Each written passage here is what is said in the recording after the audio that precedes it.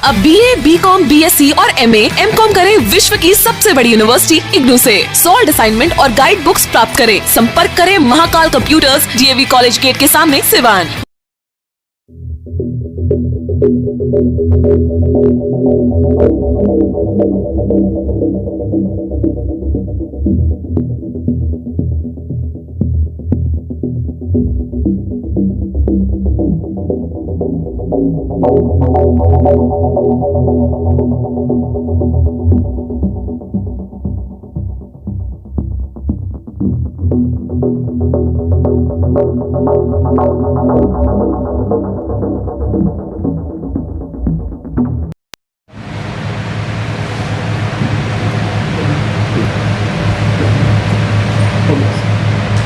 Sir, आज किस मामले को लेकर प्रेस कॉन्फ्रेंस किया गया?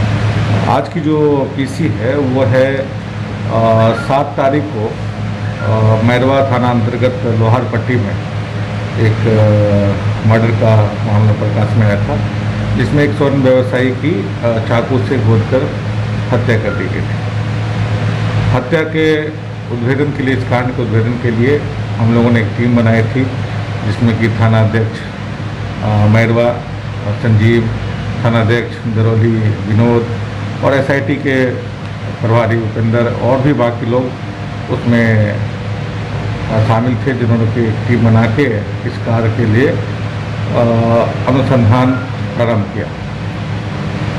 अनुसंधान में ये बात प्रकाश में आई है कि जो घटना का मूल कारण था वो लूट थी, और इस लूट की साजिश जो मृतक के अपने भतीजे हैं, उसने अपने दोस्तों के साथ लूटने का प्लान किया था, और जब वो लूटने में विफल हो गए तो उन्होंने हत्या कर दी। इस घटना में जो मृतक के जो अपने भतीजे थे, उसने लाइनर का काम किया, और बाकी के जो उनके साथी थे वो अंदर गए।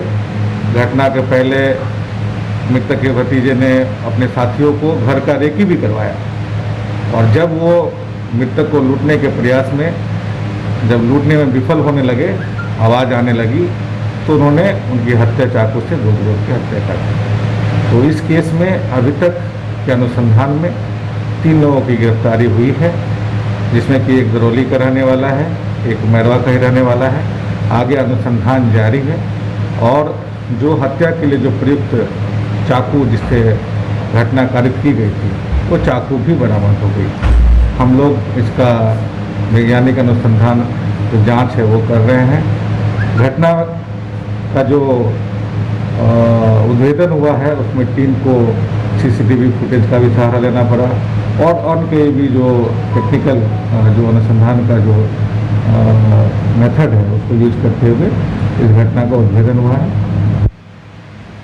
आपराधिक इतिहास इन लोगों का कुछ है क्या सर? नहीं, आपराधिक इतिहास तो अभी तक तो नहीं है। अभी जो हम लोग को अभी फिलहाल हम लोग और भी देख रहे हैं। घटना जो हुआ है वो एक सडन प्लान के रूप में था कि हो सकता है कि इनके एकाएक, बिकॉज जो मृतक के जो भतीजे हैं नशा के आदी थे और उनको पैसे की ज़रूरत थी, और उनके दोस्तों ने पैसे की मांग की कुछ हेल्प के लिए। उन लोगों ने, जो मृतक के भतीजे ने अपने चाचा का ही नाम सजेस्ट किया लूटने के लिए, क्योंकि उनके बीच में आपसी विवाद भी है। जैसा कि आपको अभी तक पता ही होगा कि मृतक को अपनी कोई औलाद नहीं थी, तो एक आपसी द्वेष तो था ही। और चूँकि ये भतीजा जो मृतक का भतीजा आर्यन जो है इसमें, और वो नशा का सेवन करता था और उसको पैसे की ज़रूरत थी, तो उसने ही प्लान किया। सर, इन लोगों के पास से क्या कुछ बरामद हुआ? इन लोगों के पास तो कुछ नहीं बरामद हुआ। हम लोग को जो घटना में प्रयुक्त चाकू जिससे कि ब्लड के मार्क हैं वो मिला है, और जो मैंने आपको पहले ही बताया कि जो लूटने का प्रयास में वो विफल हो गए थे, तत्पश्चात उनका मर्डर किया गया। सर, ये भतीजा भी मारा है कि सिर्फ लाइनर का? भतीजा जो अभी तक अनुसंधान है, वो उसका दुकान भी बगल में ही है, तो वो पहले से रेकी करवा के बगल में बैठ के जस्ट एज ए लाइनर का काम किया।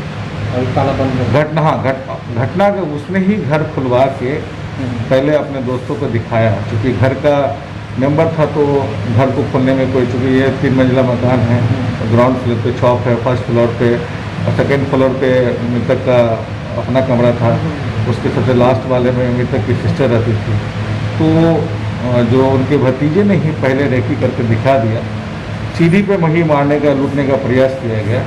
जब वो विफल हुए तब उनको ऊपर के रूम में ले जाके मार के और उनको बंद करके घटना करने के पश्चात हम लोग फरार हुए। सुबह गिरफ्तार हुई है मृतक का भतीजा तो जी जी। सर, इसमें ये तीनों बालिग हैं या इसमें कोई नाबालिग है? देखिए, अभी तक हम लोग को जो इनके पास कोई डॉक्यूमेंट तो मिला नहीं है कि इसका सत्यापन तो अभी हम लोग प्रोड्यूस करते हैं। अभी जुडिशियल मजिस्ट्रेट के पास जहाँ पे हम लोग जाएंगे तो इनके पास डॉक्यूमेंट नहीं, लेकिन देखने से तो कोई बालिग तो लग नहीं रहा है।